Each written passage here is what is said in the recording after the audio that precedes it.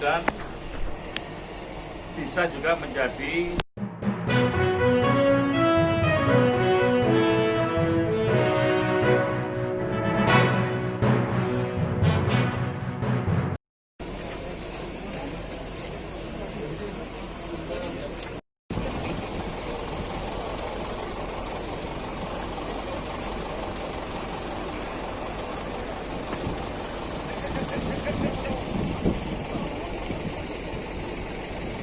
kesehatan tersebut dan bisa juga menjadi agen dalam mensiarkan kegiatan yang ada di pondok pesantren terkait dengan penerapan protokol kesehatan.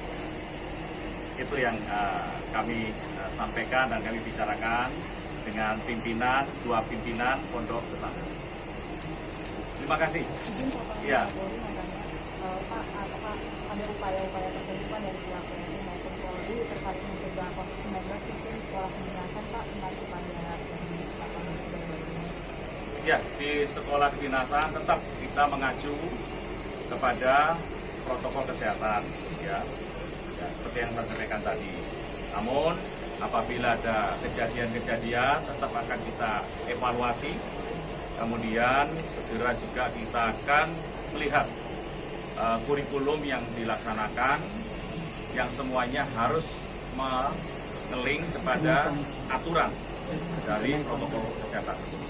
Ya. Apakah akan ada tes swab masal begitu Pak dalam waktu dekat mengingat dari Menhan juga sudah buka suara Pak? Selama ini sudah dilaksanakan ya secara parsial. Contohnya adalah kegiatan-kegiatan apabila akan melaksanakan pembukaan pendidikan kita laksanakan. Kemudian apabila terjadi kasus di sekitar wilayah itu, kami juga laksanakan.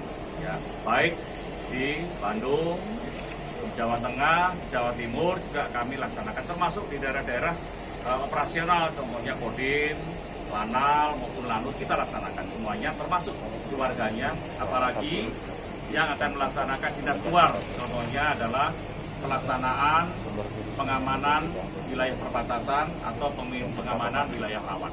Semuanya kita laksanakan. Ya. Terima kasih. Pak.